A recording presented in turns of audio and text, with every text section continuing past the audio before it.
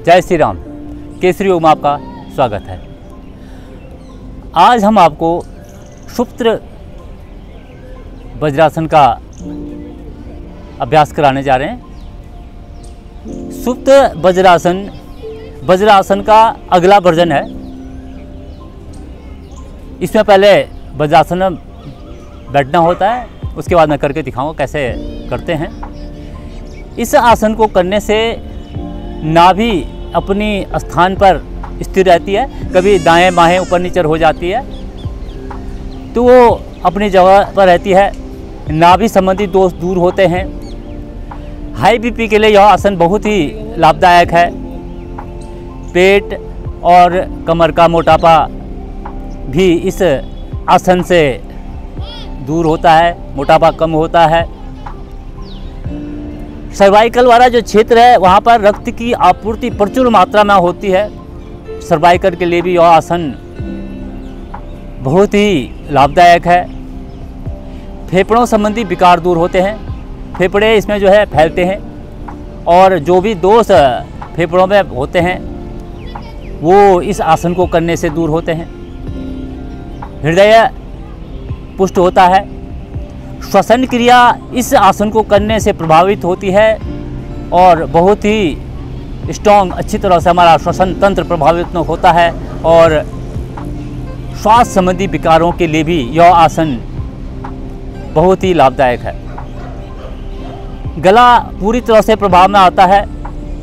गले संबंधी जो दोष हैं जैसे टॉन्सिल है, थायराइड है, तो जो भी विकार गले संबंधी हैं वो दूर होते हैं।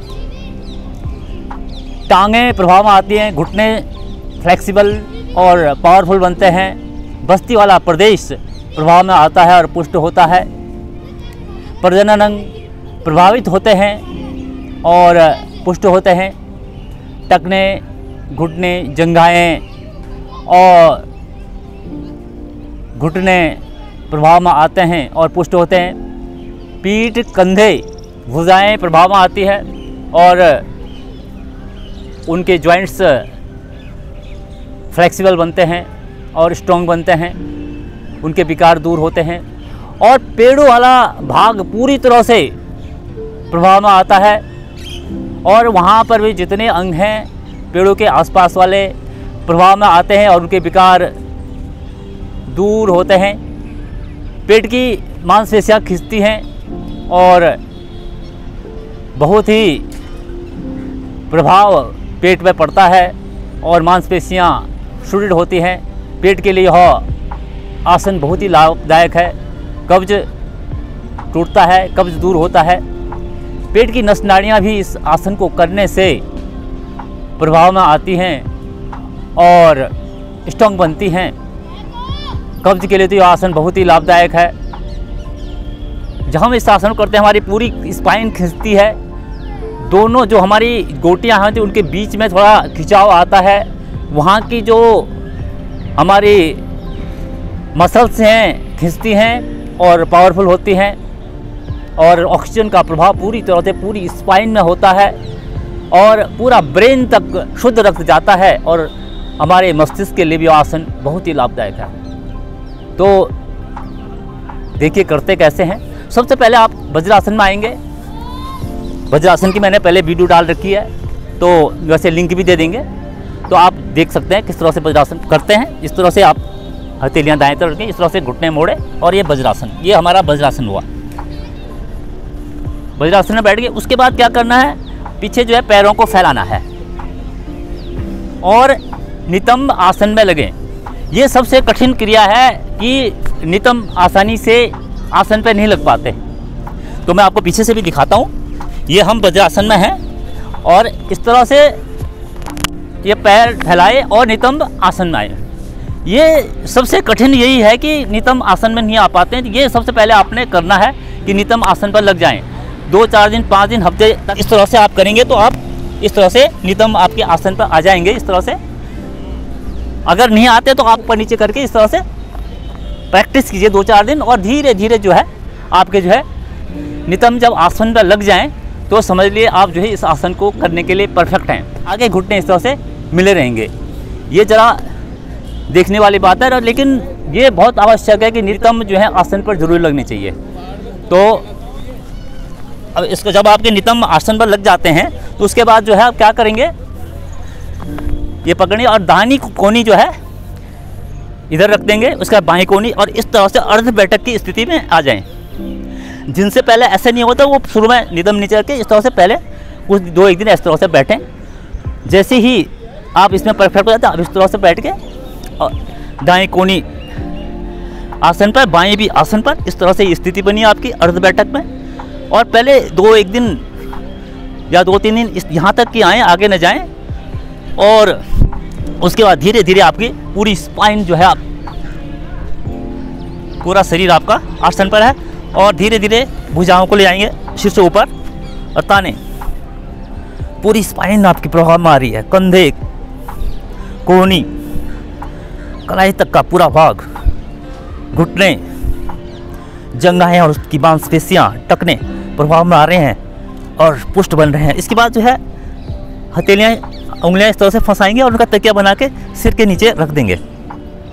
इस तरह से आप ये पूरी तरह से सुप्त वज्रासन में आप लेटे हुए हैं। काफ़ी समय तक आप बैठ सकते हैं। शुरू में आपको कुछ सेकंड ही कर पाएंगे, हमारा तो अभ्यास अब तो काफ़ी देर तक रह जाते हैं, लेकिन शुरू में जो है 2, 5, 10 सेकंड रहना भी बहुत मुश्किल हो जाता है। और जब आप करोगे तो महसूस होता प्रभाव क्या है। पेट की मांसपेशियां प्रभाव में आ रही हैं, श्वसन तंत्र आपका प्रभाव में आ रहा है और शक्तिशाली बनता हुआ। सर्वाइकल वाले क्षेत्र में रक्त की आपूर्ति और सर्वाइकल के लिए भी बहुत ही सुंदर यह आसन। रुकने से ही लाभ होता है, रुकें कुछ समय, और जितना भी आपसे रुको जाए। शुरू में तो आप कुछ सेकंड ही बताएं, फिर 30 सेकंड, 1 मिनट, 2 मिनट, 3 मिनट तक भी आप रुक सकते हैं। और जब आपका अभ्यास हो जाता है तो आप इस तरह से बैठ के मेडिटेशन में बैठ सकते हैं, लेट सकते हैं। कई आपने धार्मिक स्थानों में भी देखा होगा कि कई साधु जो है इस तरह से लेटे हुए होते हैं चुपचाप अपनी भाषा, कुछ फ़र्क नहीं पड़ता उनको टच हो रहा है, कौन आ रहा है, कौन जा रहा है, कोई मतलब नहीं। वो इस तरह से अपने पूरी तरह से लेटे हुए साधना में रहते हैं, मन अंतर्मुखी करते हैं। बहुत ही सुंदर आसन। पाचन शक्ति आपकी सुदृढ़ होती है, पाचन क्रिया सशक्त होती हुई। बहुत ही सुंदर आसन। घुटने आपके प्रभाव में आ रहे हैं, फ्लेक्सिबल बन रहे हैं और शक्तिशाली बन रहे हैं। टखने आपके प्रभावित हो रहे हैं। पैरों के पंजे आसन में पूरी तरह से प्रभावित। और किसी भी आसन में रुकने से ही लाभ होता है, रुकें। सावधानी के तौर पर जिन लोगों को आर्थराइटिस है या कमर में कोई गंभीर रोग है, हाल फिलहाल में किसी का ऑपरेशन हो रखा है, या ऐसे कोई सीजेरियन कोई बीमारी है, वो इस आसन को नहीं करेंगे, बाकी लोग कर सकते हैं। वापस आने के लिए इस तरह से आप टखने पकड़ेंगे, अर्ध बैठक की स्थिति इस तरह से आ जाएंगे। इस तरह पहले थोड़ी देर इस तरह बैठें और फिर वापस वज्रासन में। बहुत ही प्रभावशाली आसन। करोगे तो आपको पता चलेगा क्या लाभ इस आसन से आपको प्राप्त हो रहा है। तो ये था सुप्त वज्रासन। ये वीडियो आपको कैसी लगी? अच्छी लगी हो तो लाइक करें, शेयर करें और सब्सक्राइब करें। इसी के साथ ही मैं केसरी प्रसाद भट्ट इजाज़त देता हूँ। जय श्री राम। योग करें, स्वस्थ रहें।